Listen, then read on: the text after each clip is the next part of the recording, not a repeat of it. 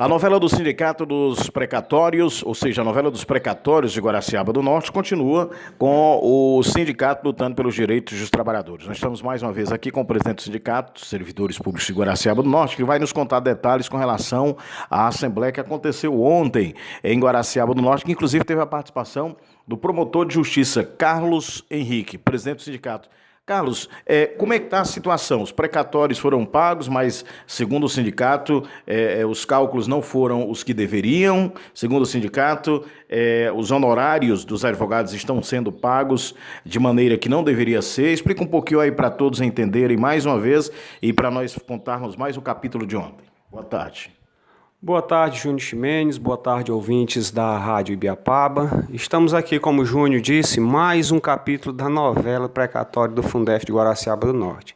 Bom, Júnior, ontem a gente teve uma assembleia com os professores beneficiários do precatório, onde a gente ia, e na pauta tinha a palavra do promotor de justiça aqui de Guaraciaba do Norte, e também sobre esclarecimento sobre o precatório do que tinha havido durante a semana e também, segundo a pauta, falamos sobre progressões horizontal e vertical, mas indo para a parte aqui do precatório do Fundef.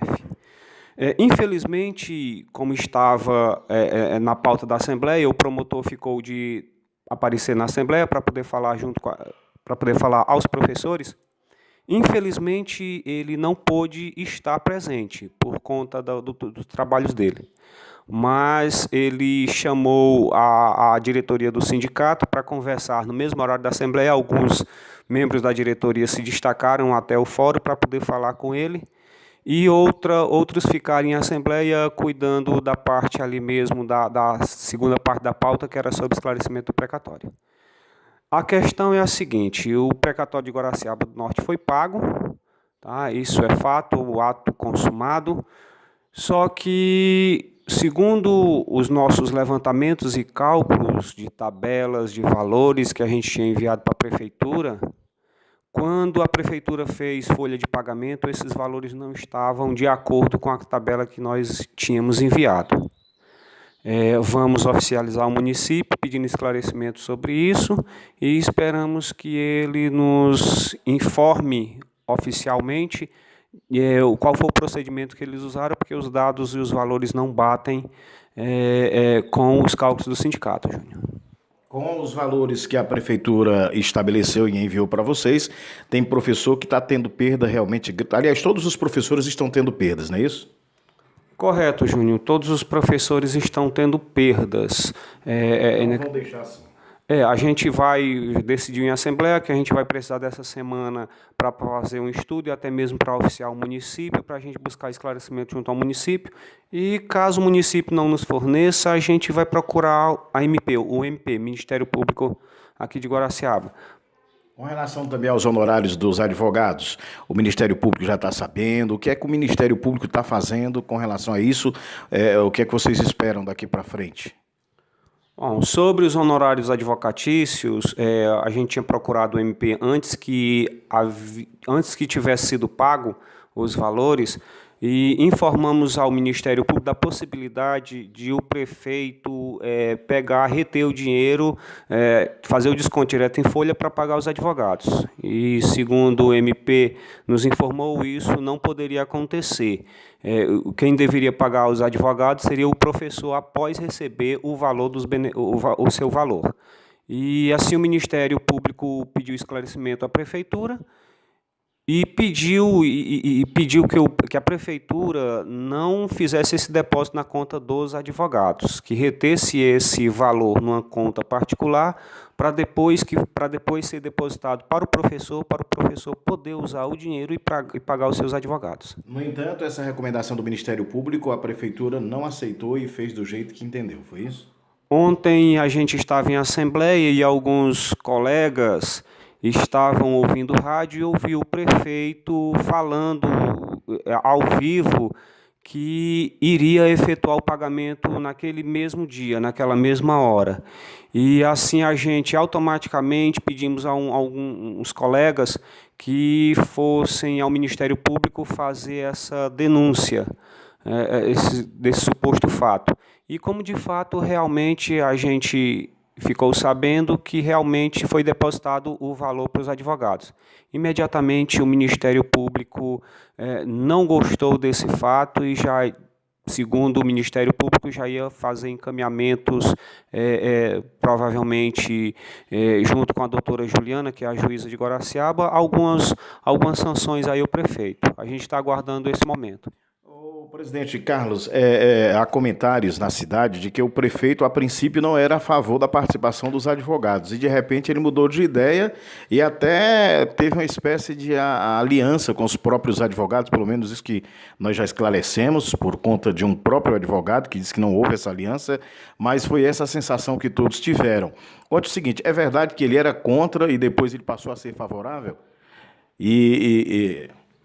A princípio, Júnior, realmente a gente ficou sabendo mesmo, até de fonte oficial da prefeitura, que o prefeito não queria essa questão com os advogados, queria fazer esse pagamento direto aos professores.